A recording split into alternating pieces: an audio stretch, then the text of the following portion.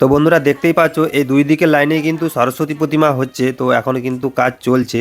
তো এই গলিটাতে বেলে মাটির কাজ চলছে আর কিছু কিছু ব্যাকগ্রাউন্ডের ডিজাইনে কলকা লাগানো কিন্তু হয়ে গেছে। হ্যালো বন্ধুরা, সবাই কেমন আছো? আশা করি তোমরা সবাই অনেক ভালো আছো। আর চলে এলাম তোমাদের সাথে আবার একটা নতুন ভিডিও নিয়ে। আর আজকের ভিডিওটা কিন্তু অনেক বড় হতে চলেছে, অনেক বড় বলতে প্রায় 3 মিনিটের কাছাকাছি।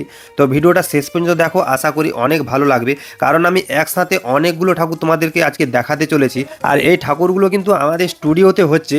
আমাদের স্টুডিও বলতে আমি যে স্টুডিওতে কাজ করি, বা তোমরা হয়তো অনেকে জানো বা অনেকে হয়তো জানো না, আমি কুশধ্বজ জেঠু স্টুডিওতে কাজ করি। আর এই সরস্বতীর সিজনে আমি এখন কাজ করছি না, কারণ আমার নিজস্ব কিছু কাজ রয়েছে, সেই জন্য আমি বাড়িতে ওই কাজগুলো করছি। সেই জন্য কিন্তু আমি সময় দিতে পারছি না বা আমি কাজ করছি না এই বছর। একদিন আমি স্টুডিওতে গিয়েছিলাম, তো গিয়ে দেখি অনেক সরস্বতী প্রতিমা কিন্তু হয়ে গেছে।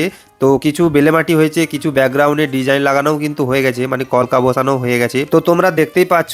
আর আমি ভাবলাম তোমাদের সঙ্গে আমি কিছু প্রতিমা মানে শেয়ার করি। এখন যে এই সরস্বতী প্রতিমাটা তোমরা দেখতে পাচ্ছ, এটা কিন্তু পুরোটাই কিন্তু মাটির কাজ। তো পিছনের ডিজাইনটা দেখো, পুরো চক্রের মতন ডিজাইন, আর একটা সিংহাসন করা হয়েছে। তার মধ্যে দেখো নটরাজ স্টাইলে কিন্তু ঠাকুরটা বসানো হয়েছে, মানে খুব সুন্দর লেগেছে দেখতে। আর তোমাদের কেমন লেগেছে একটা লাইক দিয়ে কমেন্ট করে জানিও। আর পুরো ভিডিওটা কিন্তু দেখো, তবেই কিন্তু অনেকগুলো ঠাকুর দেখতে পাবে, নাহলে কিন্তু অনেক কিছুই মিস করে যাবে। আর এই স্টুডিওটা কিন্তু অনেক বড় মাপের একটা স্টুডিও, তো তোমরা হয়তো অনেকে জানো। আর এই যে ব্যাকগ্রাউন্ডে প্লাইয়ের ডিজাইনটা দেখতে পাচ্ছ, এটাতে কিন্তু কাপড় বসানো হয়ে গেছে, মানে ঘোলা দিয়ে কাপড় বসানো হয়ে গেছে।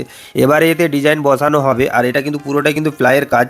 তো এটা বোর্ডের মধ্যে স্টাইল করা রয়েছে, তো তার মধ্যে কিন্তু ঠাকুরটা বসানো হয়েছে সিংহাসনের মধ্যে।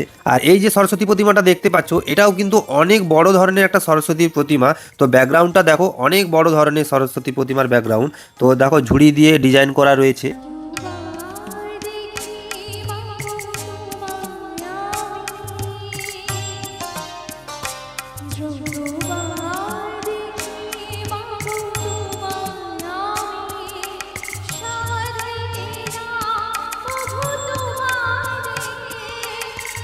আর এই যে সরস্বতী প্রতিমাটা দেখতে পাচ্ছ, এটা প্লাই দিয়ে বোর্ডে ডিজাইন করা রয়েছে, আর সাইডে একটা গাছ রয়েছে। আর এই গাছটার পাশেই সরস্বতী প্রতিমাটা দাঁড়িয়ে রয়েছে। তো এটা কিন্তু একটু মডেলিং ইউনিক ধরনের একটা সরস্বতী প্রতিমা। আর এই যে সরস্বতী প্রতিমাগুলো, এগুলো কিন্তু থিমের স্টাইলের সরস্বতী প্রতিমা।